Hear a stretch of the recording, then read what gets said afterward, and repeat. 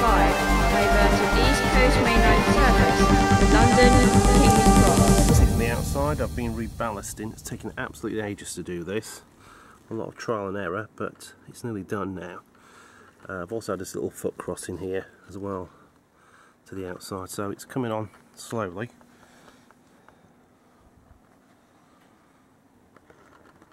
They've got a good run there.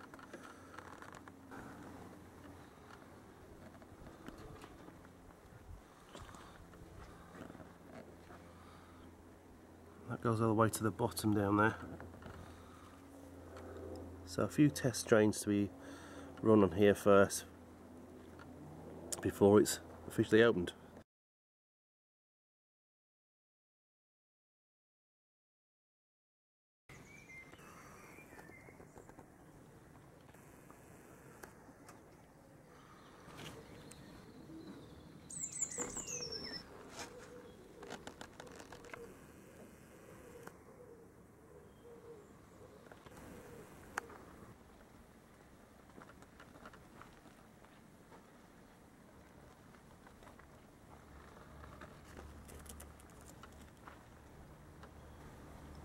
Refitted some of these signals here.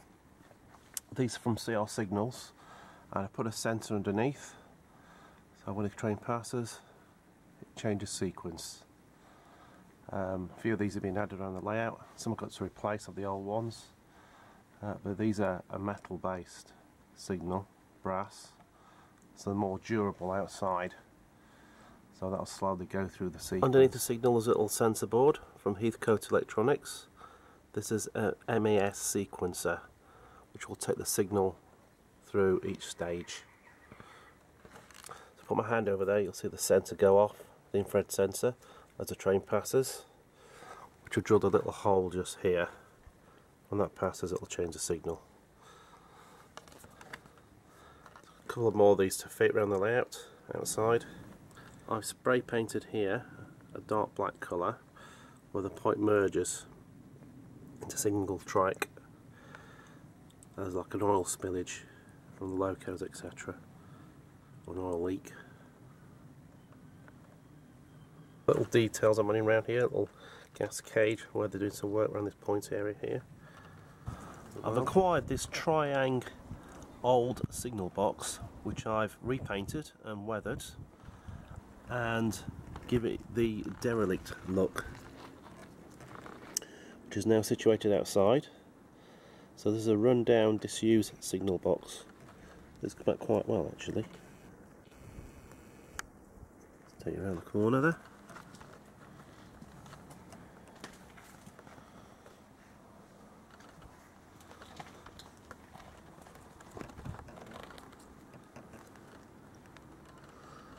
So that's added to the outside trike, the garden. This area here, I'm going to build another station, so I'll be getting some platform to lay down there. Next to the signal box is this little hut, like a plate layers hut, lamp hut, which I bought for 50p, so that's disused as well. That's gone beside the signal box there.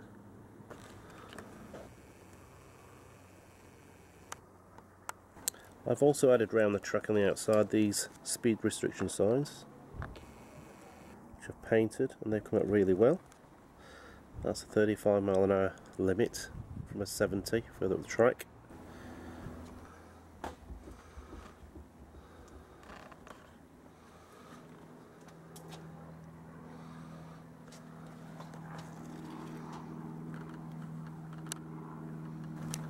At the end of the loop of the garden, someone gave me this really old 1970s Hornby, I think, trike, which is naturally rusting, so I thought I'd put a abandoned double siding in there, which has been sort of ripped apart and disused. Just put 2 buffer stops on the end there. It just makes that into a little scene of its own. Some more work to be done there, but might as well make use of the trike rather than throw it away.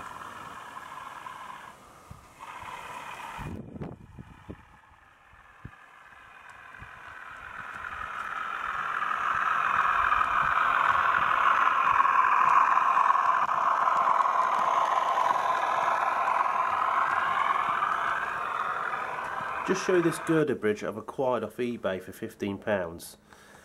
It's been pulled apart at some stage, cut apart and rejoined. You can see the join here, so it's in quite a poor condition, but not.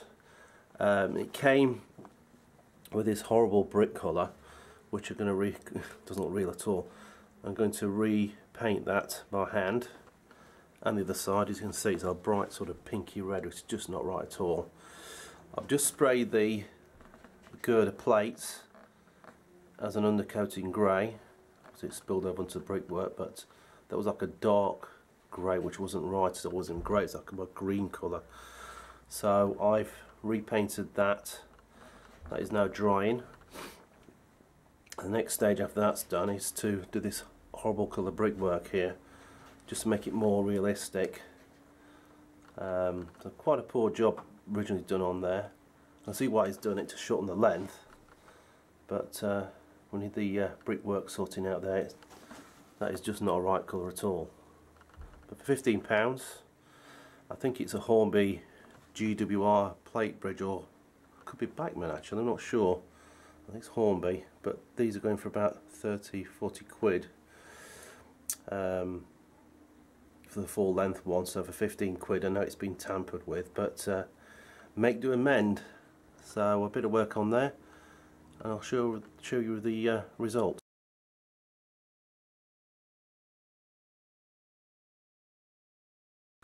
Okay, I've repainted the bridge over the weekend. That's been done. So I basically did an undercoat here in like a sandy mortar type colour. Went over that with some various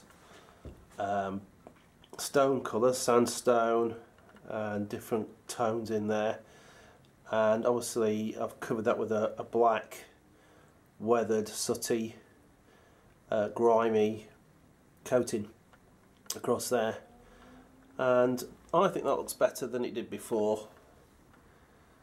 I've left some of the brick colour on here as well on the side a little bit, just to give a few more tones on there. The top bit, I say, I've sprayed, and I put a little bit of rust weathering on there. I don't know if you can pick that out with different colours there. The oxidisation of the rust with the rivets here. Just tone that down with a bit of thinners as well. And obviously painted the end caps here black.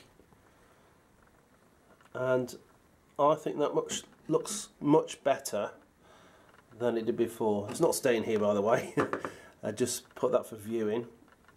This one's going outside, so I've got the outside layout in the garden, but I'm quite pleased with that. Zoom in there for you, and I've put a few streaks of the salt coming out of the bricks here. You get these white streaking effects, as you can see.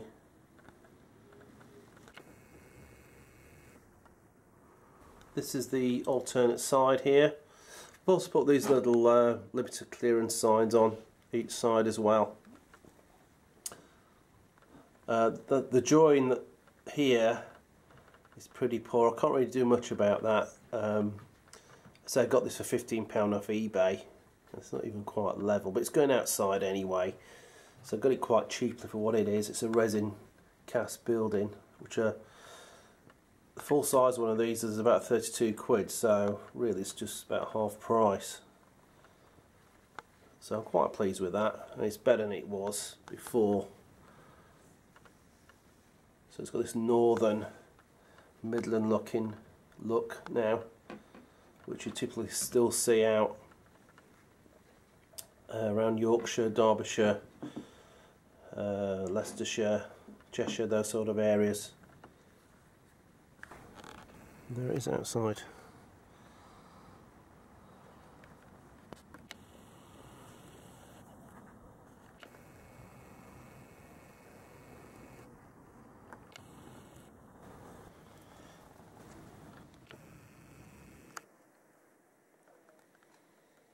Just added a bit of fencing down here to finish that area off. Just ballasted in white ballast.